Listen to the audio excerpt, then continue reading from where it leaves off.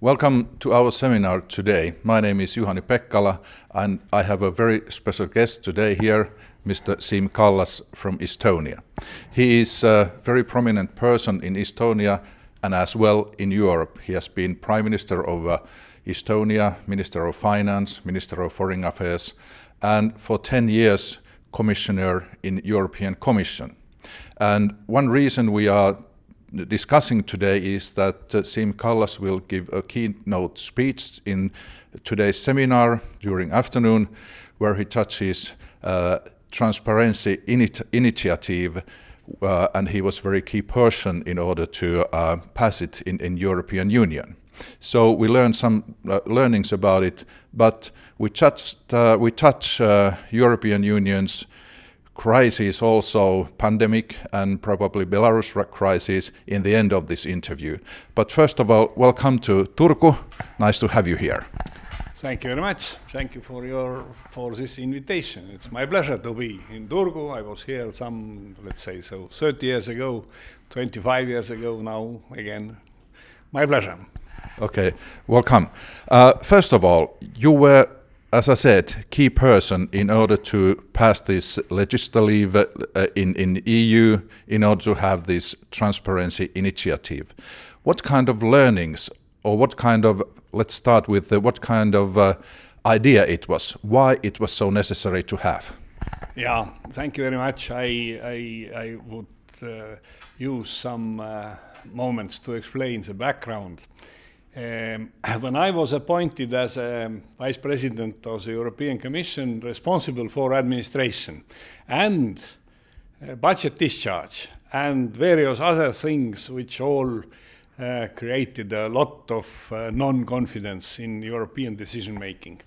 And so we had such a situation where the decision-making in European institutions was surrounded by enormous suspicion, supported always by press, especially by British press and so on. I don't want to explain all the details, but this existed. And so we created and we thought what to do. And then such an idea came to create an European Transparency Initiative. And this, of course, included 3 points, not only lobby register or interest representatives. But anyway, it included opening of the information about the end beneficiaries of European funds, which was a very, very delicate question. Very delicate, especially in Germany and France, agricultural subsidies, who is getting what. And then also to create lobby register. First, of course, we named it interest representatives register, and this is a fundamental substance difference also. This is not only lobby. And third point was to elaborate the codes of conduct for officials, for commissioners, for also interest representatives. So these 3 points. And now mostly we talk about the register. The register is functioning. I proposed this, or I would say I launched this idea in Nottingham in March 2005, and it created an enormous scandal because I did it by my own. I didn't ask anybody's permission, but it was done. Finally, it was done. It was Commission communication was, I suppose, in 2006 was a green paper, and 2008 was Commission official position that we will do it. And then we were very much afraid that we will not have enough entries, but when we had some 1,000 entries, we already then concluded that it works. And now today it's 11,800 or something. But of course, the key issue in this was how to involve and who are interest representatives. Of course, first impression is that these are the representatives of various enterprises, but so-called in-house lobbyists. But when we started they said immediately that they will fiercely oppose this type of register if NGOs are not included, non-governmental organizations. And non-governmental organizations were mostly these organizations who, elaborated this mistrust and this suspicion. And of course, then we said, okay, to the non-governmental organization, you must be also in this register. And you see in the numbers that these are the main groups who are today in this register. And there was a lot of various debates about the details, what must be included, what cannot be included, and how to involve all possible participants. The most and the biggest question is, and the biggest moment is, and this is today still the same. If we had to start, or if we started with a mandatory or some kind of legislative proposals, I think we will do it until today. Okay. The main issue was that I tried to convince everybody that this is our own task. This is our common task to dissolve this suspicion. And let's do it together. Let's have this voluntary register with various details, with various privileges, but it mainly that this is your question as well. It's not our question only that we must create trust in this decision making. It's your question as well. It is a question of enterprises that you are legitimate operators and you are legitimately involved in this decision making process. And actually, the participants agreed, and this is why this was done. And today, I read what's written in and what's going on in European Commission today as well. It's a discussion. Enormous pressure is that let's make it mandatory. But I always can say that in the United States, this is mandatory. This is an enormous legislative package which regulates lobbyists, and it doesn't work. So is your advice that it should be this kind of voluntary code of conduct, which yes, everybody is accepting, every party which is involved with, and then it functions? Legislation is a little bit too complicated. Legislation first is very complicated. If you look this list of entries, you see there are also law firms. You have no chance to force them to participate in this race by legislative means. They find numerous reasons why this is legally not possible. And simply if it is mandatory, it must be, and this will be considered as some kind of bureaucratic fantasy, which is put to everybody from upper levels, and it is not. And so I still am convinced that the idea is that if you, as a representative of an enterprise or a company or a trade association, you also are interested that your participation in this decision making, your consulting with you is legitimate process, and it doesn't mean that I, as a decision making, will take from you certain advice, or not. Advice is not right.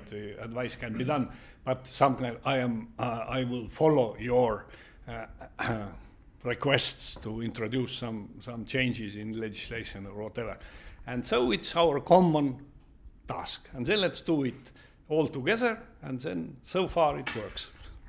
But we have now, in a way, two standards in the European Union. There's this European Union level, and we have this code of conduct there.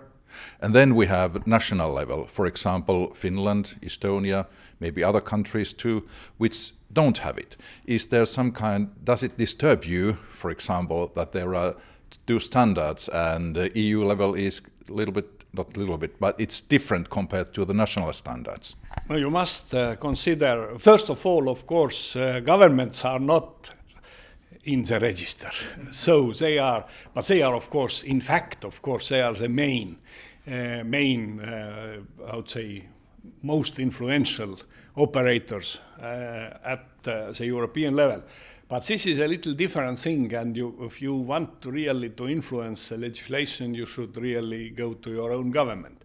But of course, the difference is that in this register, you have today in Europe more than 11,000 participants. You don't have so many. You should simply look rationally. What is the problem at Finnish or Estonian level? Have we really so many, so big problem with this interest representation that we should regulate it, or should we leave it to exist as it has existed so far? I don't know. Of course, there are two big centers where the lobbying has a serious meaning. This is Washington and Brussels. Clear. I don't know, do we have today in Estonia or in Finland such a problem? Maybe we have. I'm not, I was quite convinced this, 10 years ago, that in Estonia, for instance, we don't need such a register. Today, I have discussed this with my colleagues in the parliament, and we think about it. Is that a reason there or not? But you should obviously assess the mood in the society, and then if society has a suspicion, has serious doubts about your decisions, then you should obviously do something to dissolve this doubt. Given your background in Estonian politics for a long time, and in EU as a commissioner and so forth, EU is facing two major crises now. It has faced a lot of crises, but one of is COVID-19, and the way that EU is acting now is that it's loaning money in order to give money to the member countries, and that has risen very many questions. How do you feel about this loaning? Is it stretching EU rules, as Finland's President Sauli Niinistö said yesterday? Is it dangerous, or how do you think about this package EU has just done? So. First of all, I witnessed the crisis of the financial crisis, 2008, 2012, where your countryman was in very decisive position, Olli Rehn, I mean. And this was done quite efficiently. So Europe solved this crisis. There was a key moment was to stop the domino effect of collapsing of banks. And enormous amount of money was injected in banks. And this was the key. And then the debt level of European countries was raised by 50%, and from 60-something to 90-something. But anyway, this was very decisive, and the crisis was not solved but still, of course, countries which were in troubles were helped to get out. So today, the pandemic crisis hit, of course, a very bad moment where the Commission still has not started yet, in fact. And I think that this is so and so. Again, I must say that this financial package, which was created, this 750 billion euro, is, as always, Europe can solve crises. Money is in our hands, and this is definitely helps countries and so on. But it's my opinion concerning that I have been also transport commissioner, what Commission actually didn't react in right moment to stop the closure of borders. Okay, you can temporarily close Schengen borders for people and have some checks. Okay, it has been done, it is allowed. But to stop trade, actually the truck or some road transport, transport of goods, this, in my view, Commission had to stop immediately, and Commission has tools to stop this, to demand from all countries that this should not happen, because this is not only the question of pandemic and this type of threats, but this is fundamental question of the European Union. It started from this point, free movement. And if you stop this free movement, you then go to the fundamentals. And I think that then for Commission was not enough vigorous, not enough decisive in my view. Of course, I can be, unfair, because it's always easy to criticize these people who are in the kitchen. But still, of course, remembering this financial crisis and comparing with this, I think that then the Commission and the European Union as a whole was more decisive, and of course money was used also, much bigger numbers in fact, but still, of course, because what is okay, you introduce money, what's next? Okay, you have a package, but what will be the impact of this package to the, to the productive forces? And if this package also helps our entrepreneurial world to become more lazy and to postpone, to delay the competition with China, with United States, then it's bad. It has been said also that this package is more political than financial. I mean, its influence for the business may be limited, and it will start with 21, 22, and so forth. So it comes a little bit late, but the political symbol is maybe the key figure. I mean, if we think about China's influence in European countries, Russian influence in the European countries, do you think this is more political than financial? No, yes, of course, I agree. But it's always political. All decision makers are politicians. Governments are political, and appointed commissioners. Commission is a very political. So it's I don't consider that this is some kind of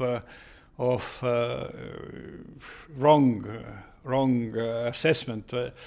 It is always political. The political task was to address people and to show that we are doing something to stop and to react to this pandemic. And of course, the most easy tool in the hands of European Union, in fact, is money. And this was done immediately. So it was very political decision, no doubt. Let's touch the other crises we are facing now in European level, and I mean Belarus.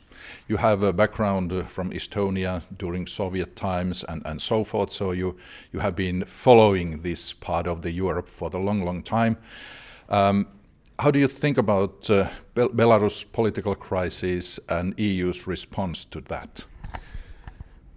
No, always people. First of all, of course, what's going on in Belarus it's of course very worrying process, because you don't know if we here are thinking that maybe very soon will be a change of the leadership in Belarus. I am not so sure, because you see Venezuela, you see nothing changes. And Lukashenko is much more charismatic leader than the Venezuelan president. So if the security forces and powerful allies, as for Belarus, Russia is, will still decides to keep this situation, and current leadership is more favorable decisions, and it's of course I think that this will continue. But what of course concerning the Belarus, it's from other side it is how to say it's.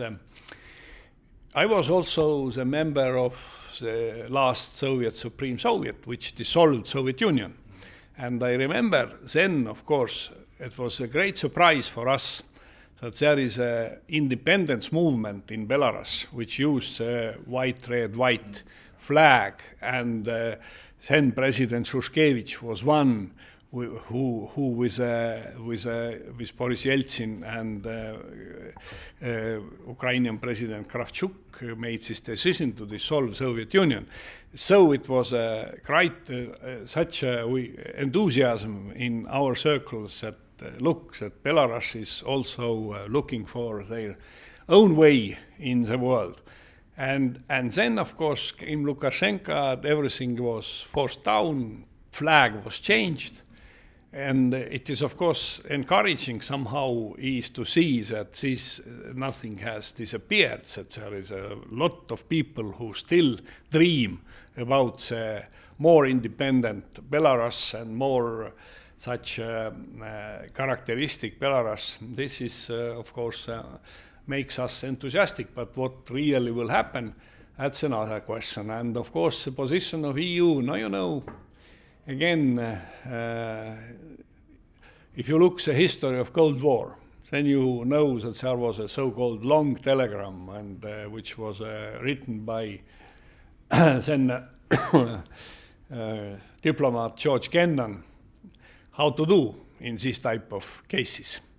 And you should, of course, Europe doesn't have a military. NATO position is very clear. Belarus is not a member of NATO, and NATO acts only if there is interests of NATO members are influenced. But and then it's of course what Europe can do is to clearly to show that we support civil society, we support open society, and we support not simply making some declarations, but showing that our people, we have also in Estonia manifestations which show clearly that our people are largely supporting the idea of democratization and freedom. And this is, of course, influences. If you remember the Soviet Union, it was so closed that you cannot imagine so closed country. Okay, North Korea, Albania then, but still, of course, influence of Western society, the impact was there. We followed radios, we had contacts. Eastern Germany, instead of very, very strong secret police activity, still, of course, they had a lot of contacts with Western Germans. And this was also influence. This was an inflow of impact, I would say. And this is what we can do, and what we do. Of course, we can also support the civil society. We can help people who are in troubles if they appear on our soil. But we cannot. We don't have any kind of how to say power shoulder as it has been said. Same in China, so we cannot do anything with Hong Kong, for instance. That's life.